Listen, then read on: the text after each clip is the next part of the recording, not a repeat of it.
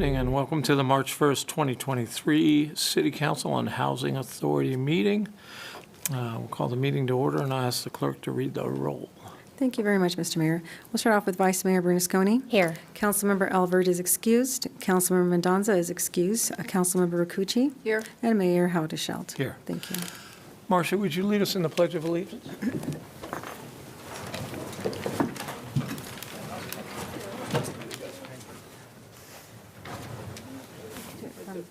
Yes, thank you. I want you all to hear this. I pledge allegiance to the flag of the United States of America and to the republic for which it stands, one nation, under God, indivisible, with liberty and justice for all.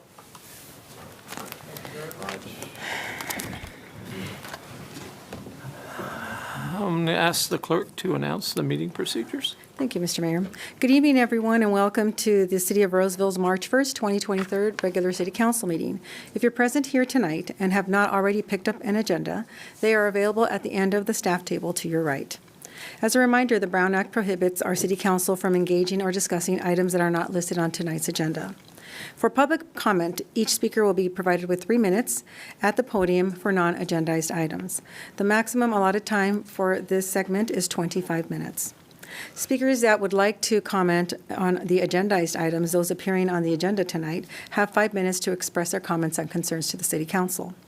Time will be monitored, and once the red light begins to flash, please consider concluding your comments. Lastly, if you address the City Council, please consider stating your name for the record. With that, welcome to the City of Roseville, and thank you for your civic participation tonight. Great, thank you very much. And as the clerk announced, we'll start with public comment for items not appearing on the agenda. I have a speaker card from Sanjana Singh, who would like to talk about the yoga marathon.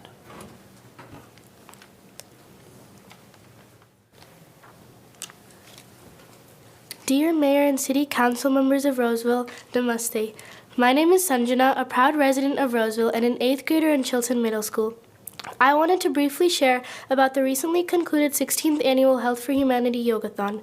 The Hindu Swam Civic Sangh, also known as HSS, hosted the 16th Annual Health for Humanity Yogathon in many cities throughout the Sacramento region.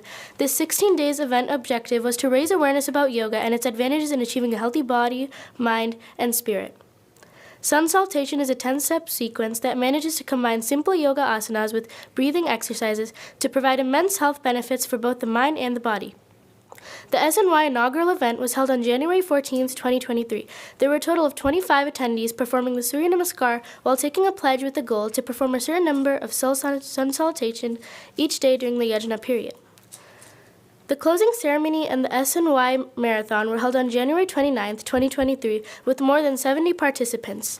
The council member of the city of Rancho Cordova, Ms. Siri Pulapatiji, graciously participated in the event as a chief guest. She encouraged people of all ages to make yoga an essential part of their daily routine. We are honored and delighted to report that 46,131 Surya Namaskars were performed as part of the 16th Annual Health for Humanity Yogathon this year by all the participants in the greater Sacramento area. Even further out, a teen chapter had the highest SNY counts of any chapter in California. Roseville had the highest SNY count for any city in California and was ranked second in the United States, with over 2,000 participants from all over the United States, including over 400 from California. As part of the Health for Humanity Yogathon, 492,648 Surya Namaskar sets were conducted from across the United States this year. Thank you and dhanyawad on behalf of HSS. Thank you very much. Is there anyone else who would like to comment on items not on the council's agenda this evening? Come to the podium and please state your name or fill out a card over there after you've spoken. Yes, hello, good evening. My name is Jerry Santarpia. I'm actually a Roseville resident. I've lived in this wonderful city for 11 years. I'm also a union organizer for the North Cal Carpenters Union. I live here, but I travel there like a lot of our members do. We travel there because the jobs we need, the jobs with area standard benefits and health care, are too far and in between here. You know, construction used to be a well-paying industry, but to the low bid and no bid requirements now, it's been a race to the bottom for the last 50 years. It's so bad that 48% of construction workers in America, almost 2 out of every 5, one or more forms of social assistance based on a Berkeley labor study. Healthcare is not much better. 31% do not have healthcare compared to all other industries, which is only 10%. So if you're in the construction industry, you're 3 times more likely not to have healthcare. You're also 3 times more likely to not have mental health care, and we have a 3 times higher rate for suicides. You know, when we plan our budgets, the people who clean our parks and our streets get area standard wages and benefits, right? The people who serve food to our kids in school get area standard wages and benefits, and they deserve them. When we hire teachers, we do not hire them because they're the lowest. We hire them out as what is best for our teachers. Same with law enforcement. We don't hire them because they're the cheapest. We hire them because they're going to keep us the safest. So I ask you, why should it be different for the men and women who build the buildings that all of us live, work, and socialize in?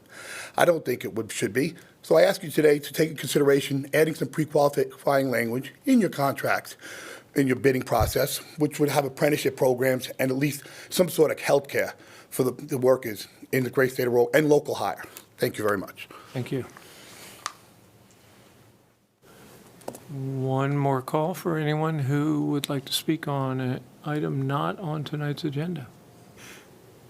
Seeing none, we'll move along. I'd ask the clerk to announce the procedures for approving the consent calendar. Thank you, Mr. Mayor. So all matters on the consent calendar are considered routine in nature and will be approved by one motion. There will be no discussion on consent calendar items unless the members of the City Council, staff, or a member of the public wishes to pull an item for further discussion. At this time, no item has been pulled by either council or staff. Is there any member of the public that would like to pull an item for discussion? Okay, seeing no one come up, Mr. Mayor, tonight we have, the City Council will consider approving consent calendar items 6.1 through 6.20. May I have a motion to approve, please? So moved. Thank you. May I have a second? Second. Thank you. Seeing a motion on the floor with the second, we'll start a roll call with Vice Mayor Bernasconi. Yes. Councilmember Rakucci. Yes. And Mayor Haldeshelt. Yes. And the record will reflect that both Councilmember Alvord and Mendoza have been excused from tonight's meeting. Great. Next up, we have ordinance, and we have item 7.1, Gibson Park Project, award of contract and budget adjustment. And we have Jill Geller and Tara G. with us this evening. Yes, good evening, Mayor Haldeshelt and members of the council. I'm Jill Geller, your Parks, Recreation, and Libraries Director, and I'm happy to be here with Tara G., your Park Planning and Development Manager, to share with you some information about the Courts at Gibson Park project. Tara? Thank you, Jill. Good evening. It's a pleasure to be here tonight to share with you about the plans for new pickleball courts. Tonight, we are requesting approval of several items, including an approval of a budget adjustment, approval of a contract award, and authorization to approve change orders. The park is a 13.75-acre park called the Courts at Gibson Park, and it's located on Roseville Parkway and Gibson Drive, near the Galleria. The master plan was approved by council in November 2020. The master plan envisions 12 pickleball courts, 10 tennis courts, 3 basketball courts, all lighted and with support features. Also included in the plan is a looped walking path, exercise stations, and an informal grass area for recreation. With a limited budget available for this project and based on the recently completed PRL Strategic Master Plan, where recreation needs and gaps were identified, the pickleball court area is the focus of this first phase. A little bit about pickleball. Pickleball is the fastest growing sport in the U.S. The Association of Pickleball Professionals estimated the number of players in 2021 is at 5 million. However, their latest report shared that the popularity of the sport has exploded to 36.5 million, which is the largest growth in a single sport. And that 36.5 million is within a 12-month period between August 2021 and August 2022. It's not only the fastest growing sport, but it's growing much faster than predicted. Given its rapid growth trajectory, pickleball could be an Olympic sport in 2028.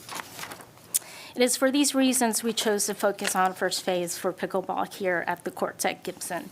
We know that 9 pickleball courts at this location will be highly utilized, and it will double the current inventory of pickleball courts within the city.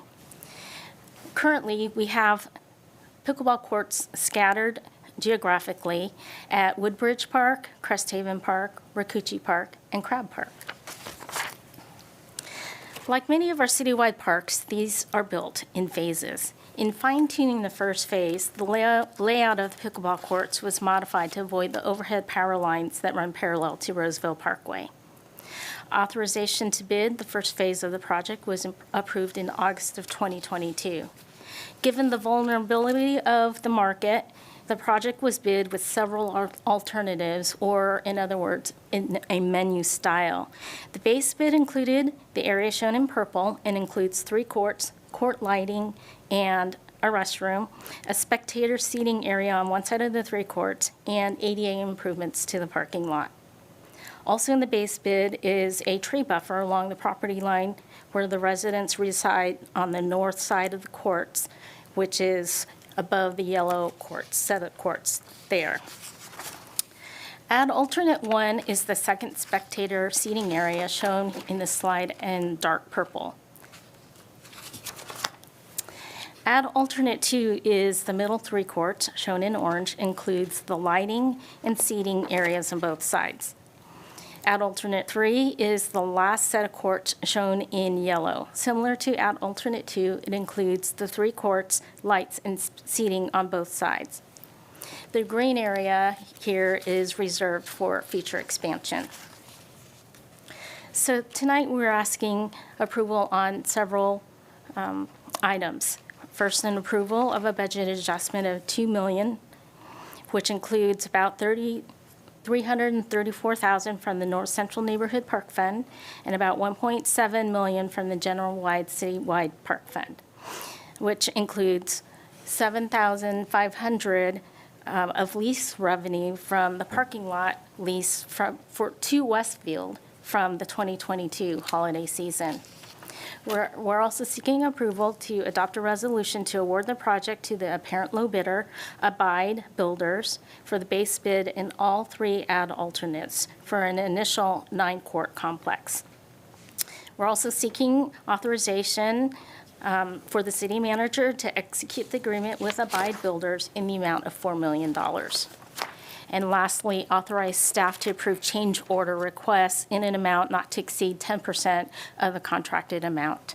So this concludes my presentation, and I stand ready to answer any questions you might have. Great. Does the council have any questions about the presentation? Hearing none, I'll open it up for public comment. Okay, I'll close public comment. I'll inquire if the council has any questions on the presentation. I'm going to venture a guess no. Now I'm going to ask the clerk to read a motion. Thank you very much, Mr. Mayor.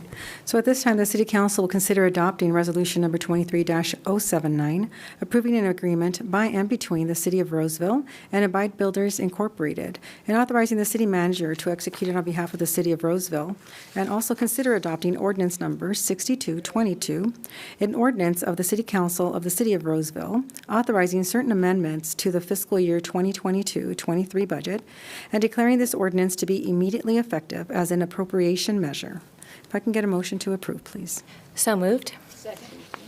Thank you. We have a motion on the floor with a second. We'll start our roll call with Vice Mayor Bernasconi, Yes. Council Member Rakuchi, Yes. and Mayor Haldeshelt. Yes. Again, the record will reflect that Councilmember Albert and Mendoza have been excused from tonight's meeting. Thank you. Your presentation. Thank you. It's Thank you. exciting. All right, we're at that part of the agenda for council reports, but before we do that, we'll open it up one more time for public comment. All right, I'm not seeing any public comment. I'll ask Councilmember Rakuchi to lead us off on any comments, or, well, let me ask City Manager. No further comments, Mayor. Thank you. All right. Our attorney, how's our attorney? About our city attorney. I have nothing, thank you. Okay.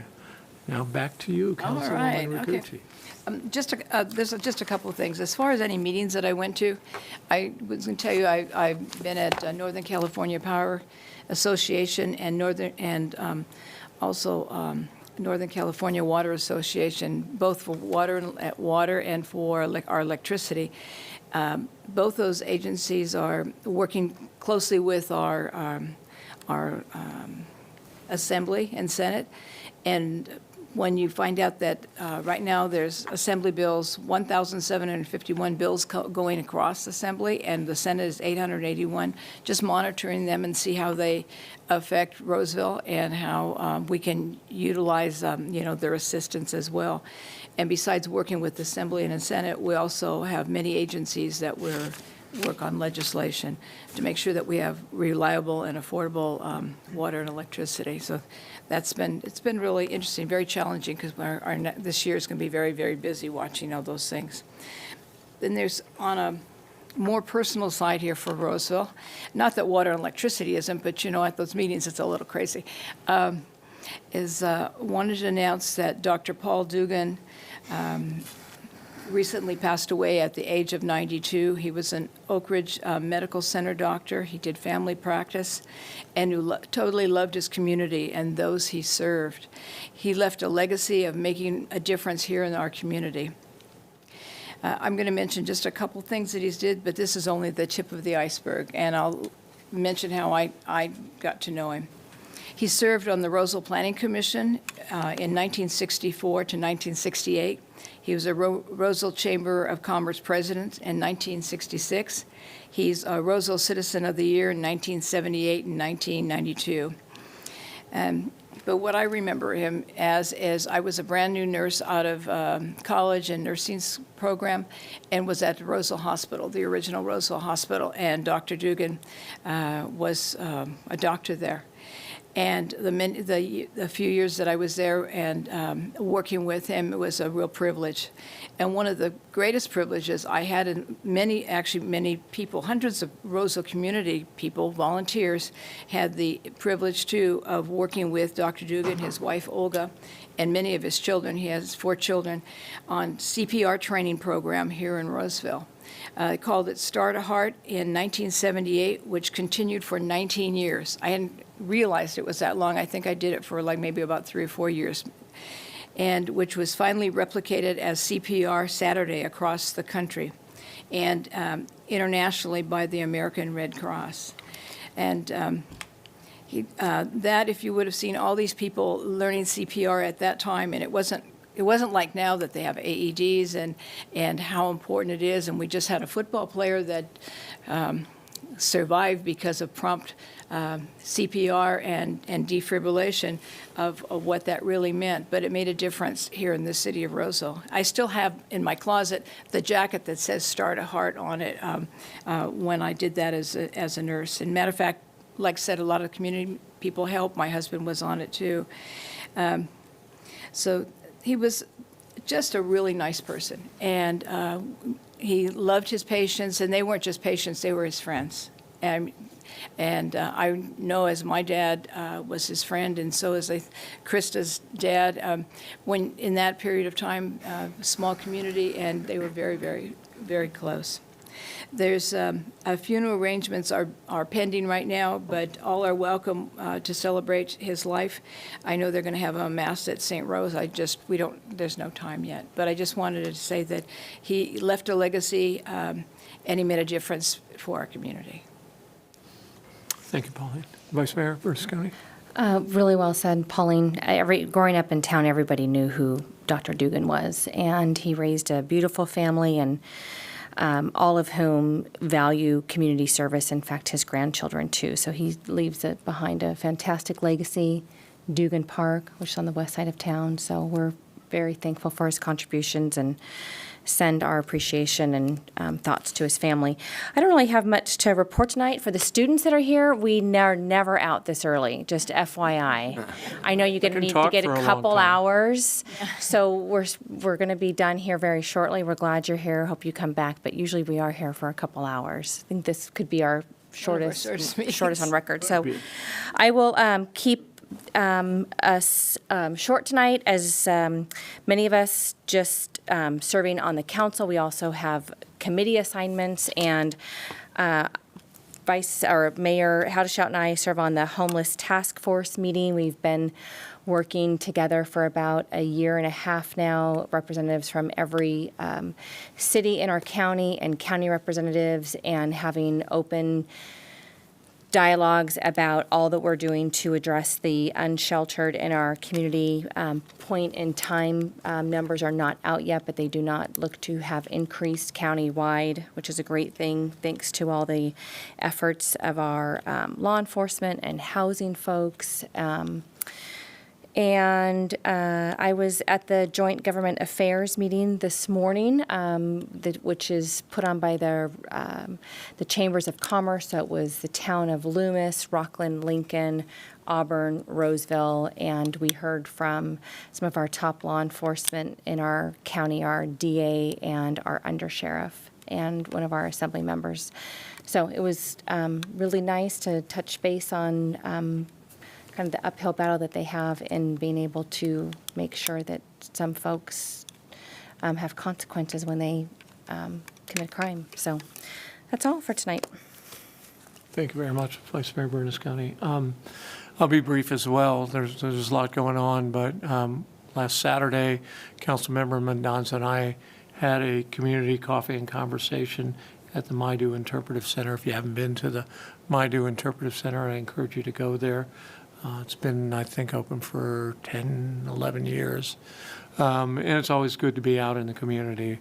Councilmember Ricucci and I will do one on March 11th at Carnegie Museum from 12:30 to 2. And, you know, it seems we're not going to make this a morbid meeting, but last Thursday, a legend in Sacramento sports history, Greg Van Dusen passed away. Greg was instrumental in bringing the Sacramento Kings from Kansas City to Sacramento with Greg Lukenbill back in the late 80s. And there will be a celebration of life for him tomorrow at 10 o'clock at Heritage Oak Church. So with that, I'd ask to adjourn the meeting in memory of Dr. Paul Dugan, if that's, my colleagues are good with that. And if there's nothing else to come before us tonight, we will stand adjourned till our March 15th meeting. Thank you. Thank you.